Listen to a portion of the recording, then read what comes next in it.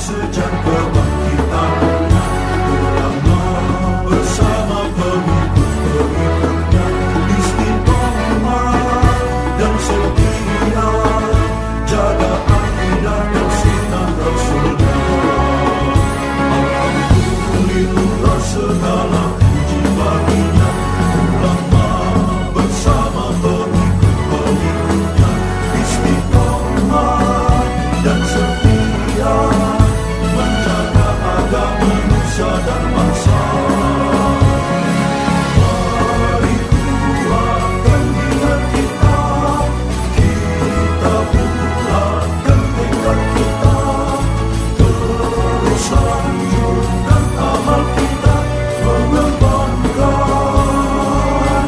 hikmah kita. Al-Fatihah.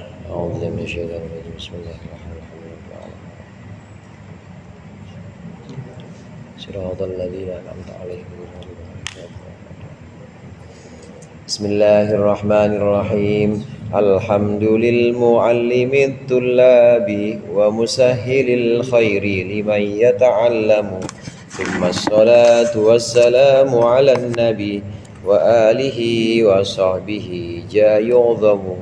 Ya Rabbana kaffir anna dhunubana wa walidina wa liman huwa muslimu. Nad'uka Allahumma ilman nafi'a min yawmina ilal hisabi yaqumu.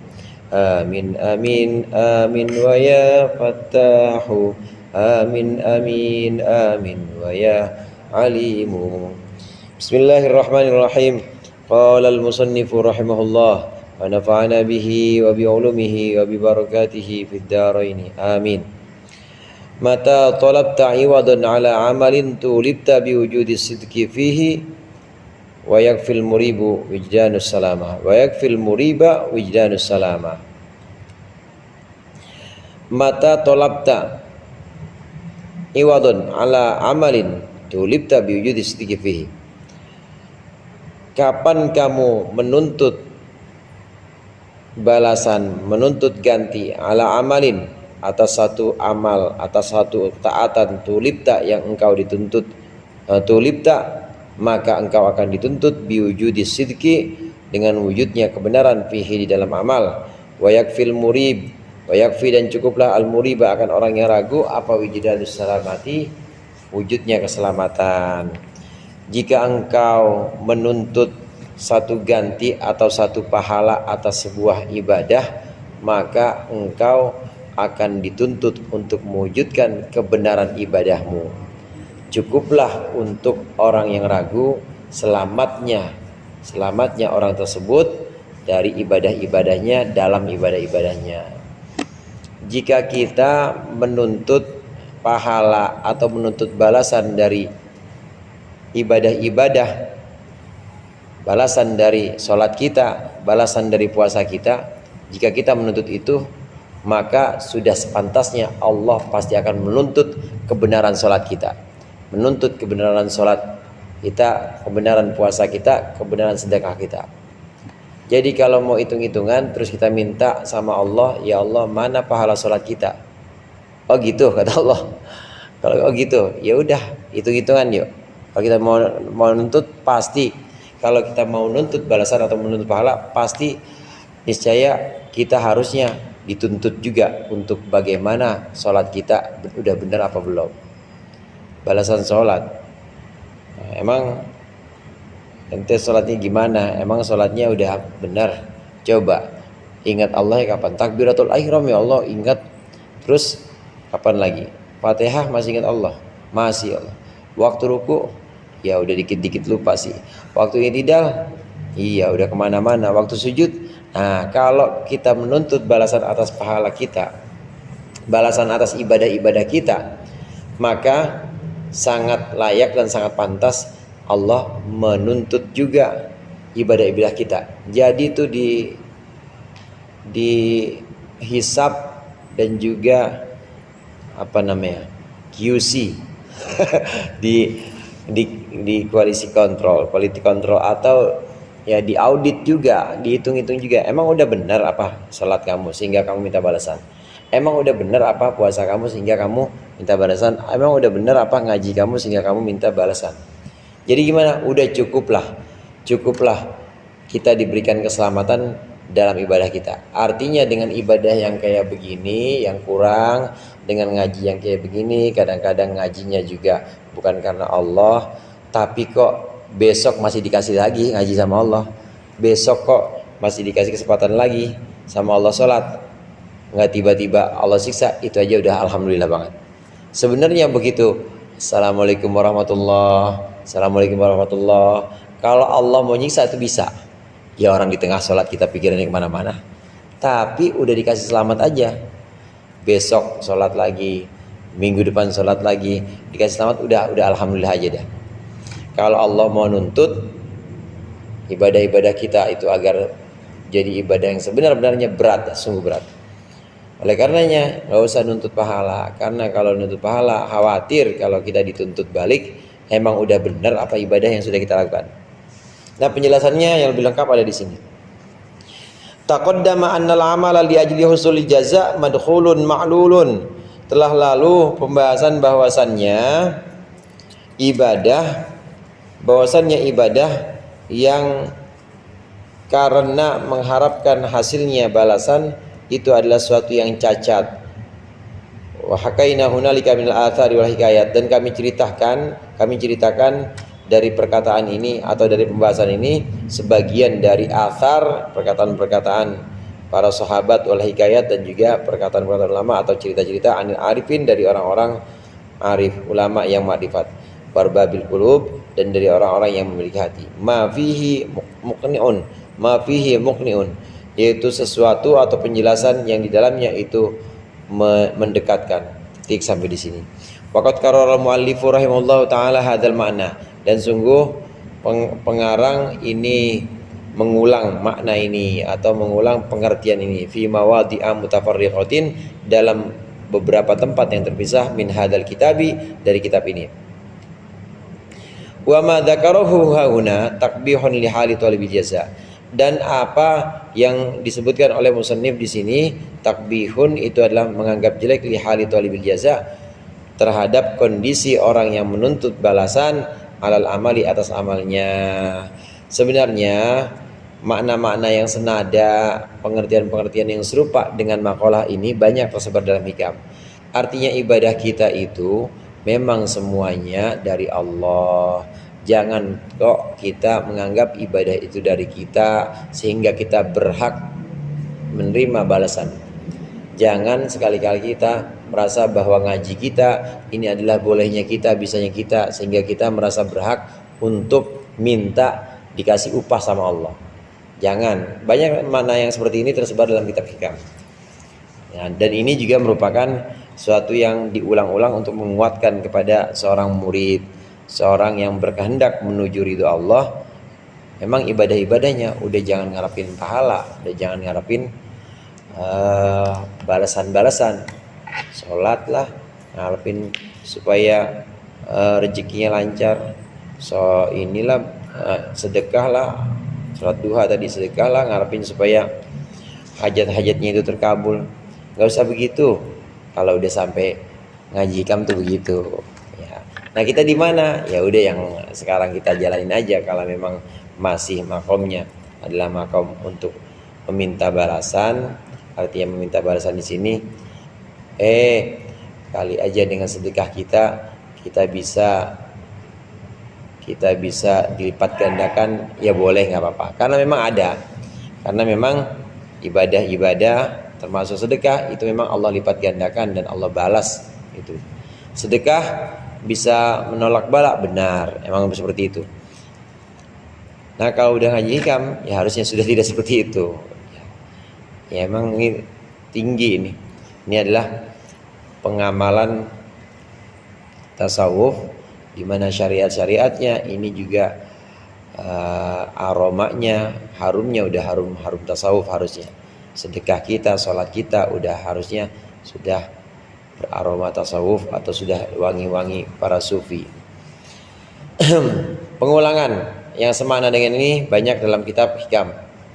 Nah, adapun yang disebutkan barusan maqalah mata tulib kata tolab ta'iwadun ala amalin tulib tabi sidqi fihi. Jika engkau menuntut balasan atas satu ibadah, maka engkau akan dituntut untuk ibadah yang sungguh-sungguh. Nah, adapun makalah yang barusan ini kita baca, ini adalah untuk memperingatkan, untuk memperingatkan orang yang ibadahnya itu karena mencari balasan. Harusnya jangan mencari balasan. Carinya apa? Carinya ridho Allah aja. Wa makna ma dzakarahu, ini mana persisnya? Bahwa arti apa yang disebutkan oleh musannif annal amala ala hadzal wajhi, bahwa sungguhnya amal atau ibadah atas alasan ini itu mu'radun lil butlani, itu akan dihadapkan kepada kebatalan, batalnya ibadah, li'annahu, karena sungguhnya orang atau murid idza talaba rabbahu bil jaza, ketika menuntut seorang murid atau seorang hamba rabbahu akan Tuhannya bil jazai, menuntut akan balasan ala amalihi atas perbuatannya, talabahu rabbuhu, maka pasti akan menuntut akan si hamba siapa Tuhannya, biwujudi sidqi, dengan wujudnya kebenaran, fihi, di dalam amal, wasidqu fihi alwafa'u, yang dimaksud dengan kebenaran dalam amal, kebenaran dalam ibadah, alwafa'u bihaqqihi, adalah memenuhi atau menepati atau menyempurnakan hak-hak Allah fil amali, dalam setiap ibadah. Wa anna lahu tawfiyatu dzalika wa anna, dan itu bagaimana lahu, bagi si hamba, tawfiyatu dzalika, bisa memenuhi itu, ma'akaunihi taliban lil haddi, beserta adanya si hamba itu menuntut bagian min rabbihi, dari Tuhannya. Fahuwa la mahalata muribun, fahuwa, maka si hamba itu tidak bisa tidak adalah seorang yang ragu, fayakfihi wijdanus salamah, maka cukuplah bagi si murid wijdanus salamah adalah wujudnya keselamatan, min ghairi mazidin alaiha, dengan tanpa tambah alaiha, atas selamat. Dan cukup dah kita sholat, selesai sholat nggak disiksa. Cukup dah kita sedekah, selesai sedekah kita nggak diazab. Cukuplah kita puasa, selesai puasa itu kita nggak dikirimkan bala atau musibah dari Allah. Cukup dah itu aja, yang penting selamat-selamat aja.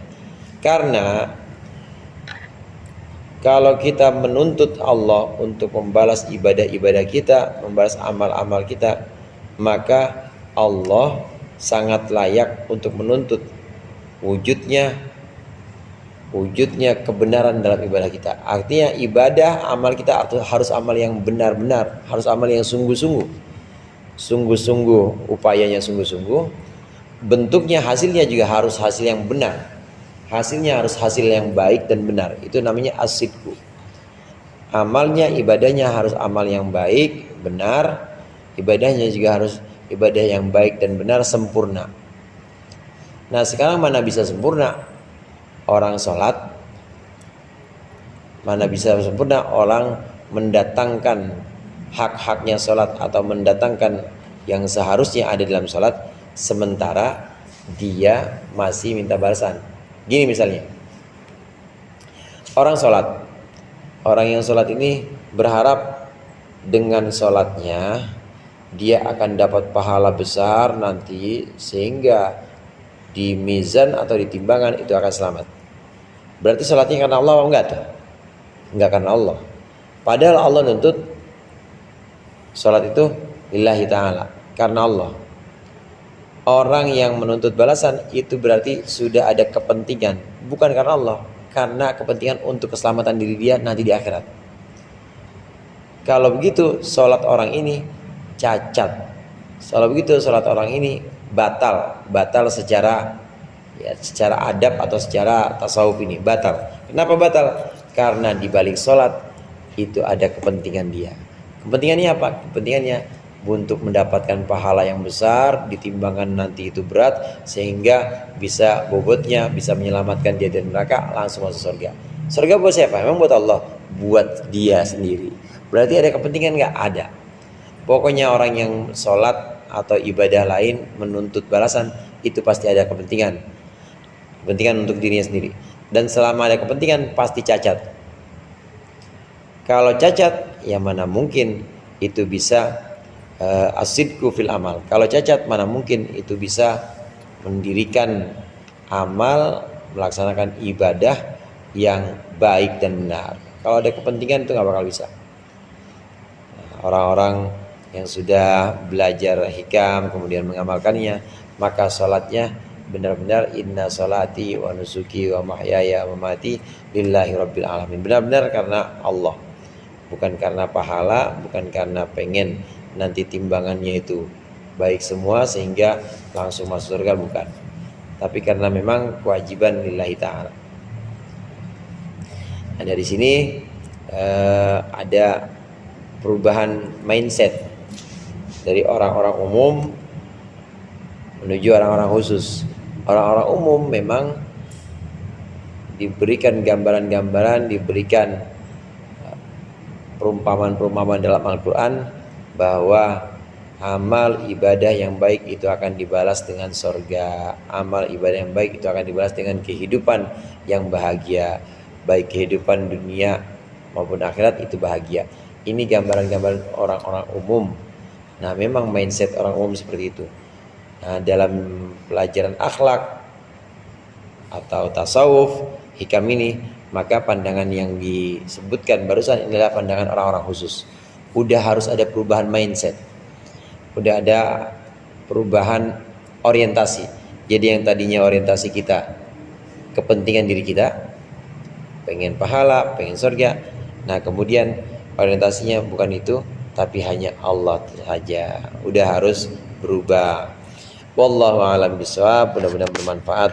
Kurangnya saya mohon maaf. Wallahul muwaffiq ila aqwamit thoriq. Assalamualaikum warahmatullahi wabarakatuh.